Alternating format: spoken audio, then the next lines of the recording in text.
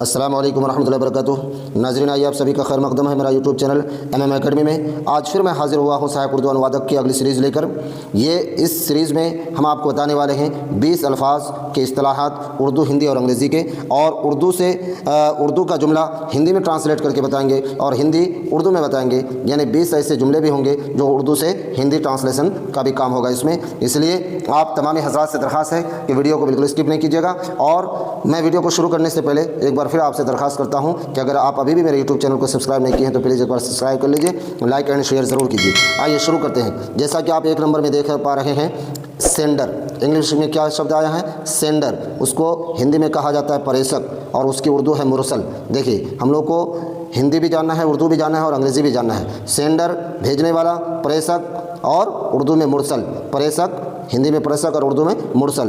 अब इस पर जुमला देख लीजिए। मुरसल ने ख़त वक्त पर रवाना किया, यानी प्रेषक ने ख़त वक्त पर रवाना किया ताकि वसूल कुनिंदा को, यानी रिसीव करने वाले को बर वक्त इत्तिला मिल सके। बर वक्त यानी वक्त पर इत्तिला मिल सके, सूचना मिल सके। यहाँ देखते हैं हिंदी ट्रांसलेशन जो इसका किया है। प्रेषक ने मतलब मुरसल ने यानी भेजने वाले ने पत्र समय पर प्रेषित किया यानी भेजा ताकि प्राप्तकर्ता को, वसूल कुनिंदा का मतलब प्राप्तकर्ता को समय पर सूचना मिल सके, समय पर सूचना मिल सके। ठीक है, अब अगला वीडियो देखिए, अगला नंबर देखिए क्या कहा जा रहा है इसमें। दूसरे नंबर में है ट्रांसमिशन।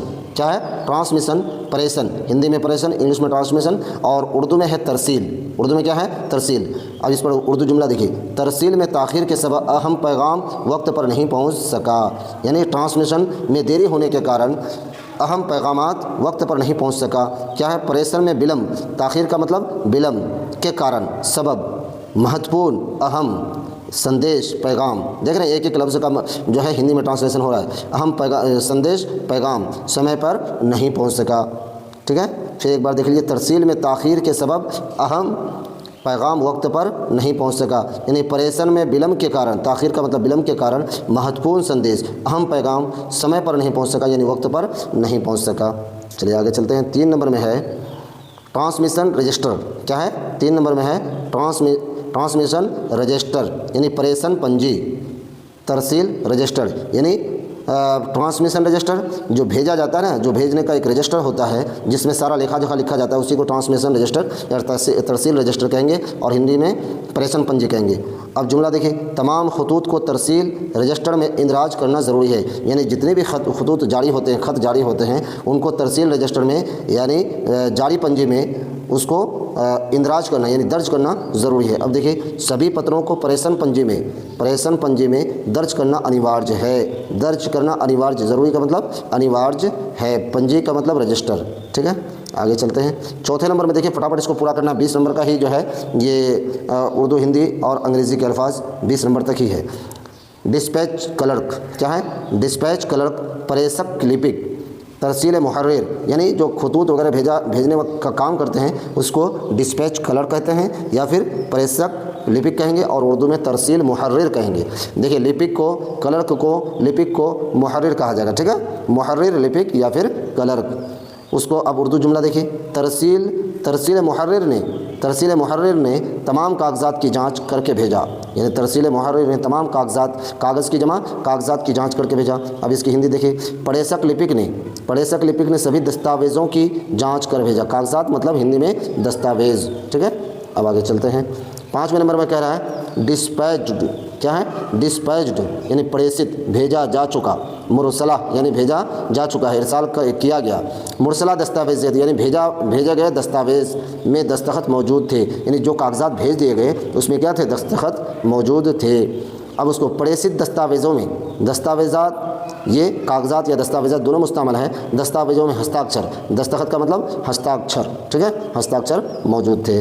6 नंबर में है ड्राफ्ट।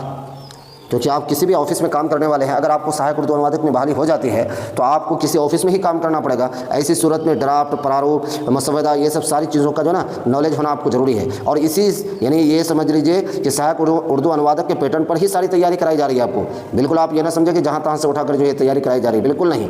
ये जो आपका सिलेबस कह रहा है उसी सिलेबस के तहत जो है आपको ये तैयारी कराई जा रही है। चुन कर मैं अल्फाज ला रहा हूँ आपके लिए। ड्राफ्ट, प्रारूप, मसवदा, यानी इंग्लिश में ड्राफ्ट, हिंदी में प्रारूप या फिर उर्दू में मुसव्वदा। मुसव्वदा को हितमी शक्ल देने से पहले नज़रसानी ज़रूरी है। मुसव्वदा को यानी लिखी हुई चीज़ों को हितमी शक्ल देने से पहले नज़रसानी यानी जो ड्राफ्ट तैयार किया गया, प्रारूप तैयार किया गया है, उसको फाइनल करने से पहले एक बार नज़रसानी ज़रूरी है। उसको हिंदी में कहते हैं प्रारूप को अंतिम रूप देने से पहले। हितमी शक्ल मतलब अंतिम रूप, अंतिम हितमी रूप शक्ल देने से पहले पुनरीक्षण आवश्यक है। यानी नज़रसानी का मतलब पुनरीक्षण आवश्यक ज़रूरी है। ठीक है, एक एक लफ्ज़ का मानी आप समझने की कोशिश कीजिए।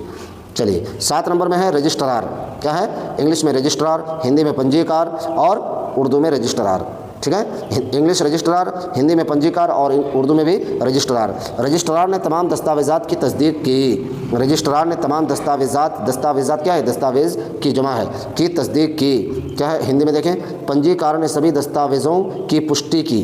तस्दीक मतलब पुष्टिकरण, देख रहे हैं, तस्दीक पुष्टि की। क्लियर? अब आगे चलते हैं। 8वें नंबर में है रियोट कंट्रोल व्हीकल। क्या है? रियोट कंट्रोल व्हीकल वर्ज वाहन यानी फसाद कश गाड़ी। फसाद कश गाड़ी, जिस गाड़ी के तहत फसाद वगैरह का जो है ख़तरा होता है, यानी उसका एक वैसा वाहन जिसके जरिए फसाद वगैरह के बारे में कुछ मालूम हो, उसको कहेंगे फसाद कश गाड़ी वर्ज वाहन रियोट कंट्रोल व्हीकल। तो यहाँ जुमला देख लीजिए, फसाद कश गाड़ी को हंगामे के मकाम पर भेजा गया। यानी कहीं हंगामा हो रहा था, उस फसाद को मज़ीद बढ़ाने या घटाने के लिए उस गाड़ी को मकाम पर भेजा गया। वर्ज वाहन को दंगे की जगह भेजा गया। क्लियर? आगे चलते हैं। 9 नंबर में देखिए इलेक्ट्रॉनिक मीडिया। हम लोग बार बार सुनते हैं electronic media, electronic print media भी कहते हैं। इलेक्ट्रॉनिक मीडिया उर्दू हिंदी में भी इलेक्ट्रॉनिक मीडिया ही से लोग इस्तेमाल करते हैं। उसकी उर्दू अबरक़ी या अबलागिया। अबरक़ी अबलागिया उर्दू क्या है? अबरक़ी अबलागिया या तबाअती अबलागिया। ठीक है, अबरक़ी अबलागिया या तबाअती अबलागिया। अबरक़ी अबलागिया के ज़रिए ख़बर तेज़ी से फैल गई। यानी आप टीवी न्यूज़ चैनल वगैरह की वजह से खबरें बहुत ज़्यादा तेज़ी से फैलती हैं, तो उसको बोलते हैं अबरक़ी अबलागिया के ज़रिए खबर तेज़ी से फैल गई। इलेक्ट्रॉनिक मीडिया के माध्यम से समाचार तेज़ी से फैल गया। समाचार मतलब खबर, समाचार का मतलब खबर। ठीक है, ज़रिया का मतलब माध्यम। ठीक है, हिंदी में। चलिए 10 नंबर में देख रहे हैं र्यूमर। 10 नंबर में क्या है? र्यूमर अनुप्रवाद यानी अफवाह। क्या है? अफवाह। र्यूमर अनुप्रवाद और उर्दू में अफवाह या हिकायत कहेंगे, लेकिन ज़्यादातर मुस्तमाल होता है अफवाह। ठीक है, अब इसका जुमला देखिए। अफवाह ने आवाम में बेचैनी फैला दी। यानी हकीकत कुछ और थी, लेकिन एक अफवाह फैला दिया, र्यूमर फैला दिया, जिसकी वजह से आवाम के दरमियान बेचैनी फैल गई। अनुप्रवाद ने जनता में बेचैनी फैला दी। आवाम का मतलब जनता, आवाम जनता। ठीक है, अब 11 नंबर देखते हैं। 11 नंबर में कह रहा है सब फलो यानी अनुप्रवाह। सब फलो अनुप्रवाह ज़ेली बहाव या हर एक बहाव। ठीक है, सब फलो अनुप्रवाह या ज़ेली बहाव या हर एक बहाव। ज़ेली बहाव का तज्ज़िया मंसूबाबंदी में मदद देता है। ज़ेली बहाव यानी अनुप्रवाह का विश्लेषण योजना बनाने में सहायक होता है। ठीक है, ये विश्लेषण तज्ज़िया मंसूबा योजना, बहाव ज़ेली बहाव यानी अनुप्रवाह। ठीक है, सहायक होता है मतलब मददगार होता है। क्लियर? अब 12 नंबर में देखिए। 12 नंबर में है एब्सेंट अनुपस्थित। इंग्लिश में एब्सेंट, हिंदी में अनुपस्थित और उर्दू में गैर मौजूद, गैर हाजिर। इसको बेहतर है कि गैर हाजिर लिखिए। क्या? गैर हाजिर या फिर गायब भी आप लिख सकते हैं। अनुपस्थित, गायब। ठीक है, तो गैर मौजूद, गायब या गैर हाजिर। अहम इजलास में उनका गैर मौजूद होना हैरान कुन था। अहम इजलास में यानी ख़ास जलसे में, ख़ास प्रोग्राम में उनका मौजूद नहीं होना क्या था? हैरान कुन था, मतलब हैरान करने वाली बात थी। महत्वपूर्ण बैठक में उनका अनुपस्थित होना आश्चर्यजनक था। ठीक है, महत्वपूर्ण। अहम इजलास का मतलब महत्वपूर्ण बैठक, इजलास बैठक महत्वपूर्ण, अहम उनका अनुपस्थित होना यानी गैर हाजिर होना आश्चर्यजनक था, हैरान कुन था। हैरान करने वाला, आश्चर्यजनक, हैरान करने वाला और आश्चर्यजनक एक ही मानी हुआ। ठीक है, 13 नंबर में है एब्सेंस, जिसको हिंदी में अनुपस्थिति कहते हैं। इंग्लिश में एब्सेंस, हिंदी में अनुपस्थिति और उर्दू में अदम हाजिर, अदम हाजिरी या गैर मौजूदगी, अदम हाजिरी या गैर मौजूदगी। अब जुमला देखिए, मुसलसल अदम हाजिरी पर उसके खिलाफ कार्रवाई की गई। यानी मुस्तकिल तौर पर आज कई दिनों से गैर हाजिर थे, ऑफिस से कोई खबर नहीं थी, तो ऐसी सूरत में उन पर कार्रवाई होगी। लगातार अनुपस्थिति पर यानी गैर हाजिरी पर उसके विरुद्ध कार्रवाई की गई, उसके खिलाफ, खिलाफ का मतलब विरुद्ध, उसके विरुद्ध कार्रवाई की गई। देखिए, ये तमाम जितने भी अल्फाज आपको अभी पढ़ाया जा रहा है, तमाम अल्फाज आपके ऑफिस से रिलेटेड है, आपके एग्जाम से है, और आप जिस पद के लिए बहाली होने वाली है आपकी, उस पद से जुड़े हुए अल्फाज ही हैं। रेशियो अनुपात, रेशियो अनुपात, जिसको उर्दू में तनासुब या बराबरी कहेंगे। उर्दू में तनासुब या बराबरी। तलबा और असातिज़ा का तनासुब मुतवाज़न होना चाहिए। तलबा और असातिज़ा का तनासुब मुतवाज़न होना चाहिए, यानी 35 या फिर 40 बच्चे पर। तो यही तनासुब है, ठीक है, अनुपात जिसको कहते हैं, रेशियो। तलबा और असातिज़ा का तनासुब मुतवाज़न होना चाहिए, तो छात्रों और शिक्षकों का अनुपात संतुलित होना चाहिए। यानी मान गए कि अगर 70 बच्चे हैं तो 2 टीचर होना चाहिए, अगर 100 बच्चे हैं तो कम से कम 3 टीचर होना चाहिए, इस तरह की। देखिए कॉम्प्लियंस क्या है, कॉम्प्लियंस, कंप्लेन नहीं है ये, कॉम्प्लियंस जिसको हिंदी में कहते हैं अनुपालन और उर्दू में कहते हैं तामील बजावरी। तामील का मानी मान जाना, कानून की तामील यानी कानून को मानना हर शहरी की जिम्मेदारी है, हर नागरिक की जिम्मेदारी है। अब देखते हैं कानून मतलब नियमों, कानून की जमा क्या है, कवानीन, कानून की जमा कवानीन। तो कवानीन यानी नियमों का अनुपालन, अनुपालन मतलब तामील प्रत्येक नागरिक का यानी हर शहरी का, नागरिक का मानी शहरी, कर्तव्य मतलब जिम्मेदारी, कर्तव्य जिम्मेदारी, ठीक है। तो प्रत्येक नियमों का अनुपालन प्रत्येक नागरिक का कर्तव्य है। एक एक अल्फाज का मानी पर ध्यान दीजिए और बार बार सुनिए, इंशाअल्लाह अज़ीज़ आपका जो है तमाम Hindi Urdu English translation clear होता चला जाएगा। अब देखिए 16 नंबर में कहता है डिफ़िकल्ट या इम्प्रैक्टिकल, डिफ़िकल्ट या इम्प्रैक्टिकल जिसको हिंदी में कहते हैं अनुपित और उर्दू में कहते हैं मुश्किल। डिफ़िकल्ट मुश्किल या अनुपित। अब इसका जुमला देखिए, ये मंसूबा अमली तौर पर मुश्किल साबित हो रहा है। ये मंसूबा, ये योजना अमली तौर पर क्या हो रहा है, मुश्किल साबित हो रहा है। यह योजना मतलब मंसूबा व्यवहारिक, अमली तौर पर का मतलब व्यवहारिक, क्या हो गया, अमली तौर पर व्यवहारिक रूप से अनुपित सिद्ध हो रही है, मतलब मुश्किल साबित हो रहा है। चलिए आगे चलते हैं।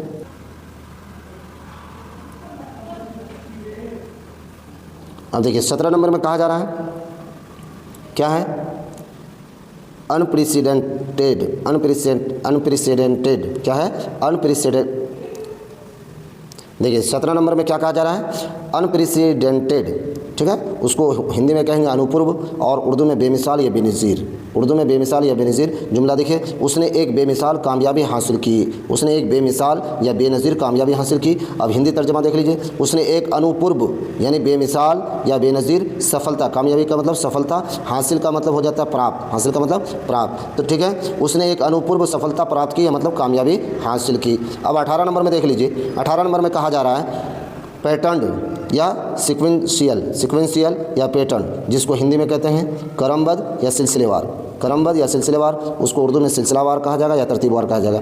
उर्दू जुमला देख लीजिए, हमें काम को सिलसिलावार अंदाज में मुकम्मल करना चाहिए, क्लियर है। अब उसी को हिंदी तर्जमा, हमें कार्य को यानी काम को क्रमबद्ध रूप से पूरा करना चाहिए। सिलसिलावार का मतलब क्रमबद्ध और रूप का मतलब अंदाज में पूरा करना चाहिए, मुकम्मल करना चाहिए, क्लियर। अब 19 नंबर में देख लीजिए, 19 नंबर में कह रहा है प्रिंटेड मीडिया, मुद्रित माध्यम, मुद्रित मीडिया या माध्यम कह देंगे तबाअती इबलागिया। प्रिंटेड मीडिया का मतलब हो गया तबाअती इबलागिया।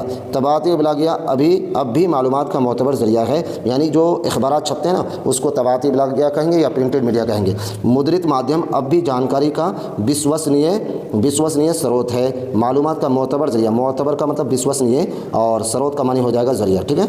अब आगे चलते हैं, आखिरी ये 20 नंबर में कहा जा रहा है इलेक्ट्रॉनिक नोटिस, इलेक्ट्रॉनिक सूचना, इंग्लिश में इलेक्ट्रॉनिक नोटिस और हिंदी में इलेक्ट्रॉनिक सूचना और उर्दू में है अबरक़ी अबलागिया। अबरक़ी अबलागिया के ज़रिए फ़ौरी इत्तला मुमकिन हुई, मतलब यह है कि टीवी चैनल्स वगैरह के ज़रिए जो है फ़ौरी तौर पर आदमी को कोई भी चीज़ खबर हो जाती है, ठीक है। इलेक्ट्रॉनिक सूचना के माध्यम से त्वरित जानकारी संभव हुई, यानी फ़ौरी का मतलब त्वरित, इत्तला का मतलब है कि यहाँ जानकारी हो जाएगी, मुमकिन का मानी संभव हो जाएगा, ठीक है। तो अज़ीज़ तलबा आपने देखा कि ये 20 अल्फाज थे जिनको उर्दू और हिंदी और अंग्रेज़ी जिनकी इस्तिलाहात बताई गई और उर्दू जुमले को जो है हिंदी में ट्रांसलेशन, शुद्ध हिंदी में ट्रांसलेशन करके बताया गया। मुझे उम्मीद है कि ये वीडियो आपको निहायत ही पसंद आया होगा और अगर अभी भी मेरे यूट्यूब चैनल को सब्सक्राइब नहीं किए तो प्लीज़ एक बार आपसे फिर मैं रिक्वेस्ट करता हूँ कि ज़रूर सब्सक्राइब कर लीजिए और लाइक एंड शेयर ज़रूर कीजिए। खुदा हाफिज़।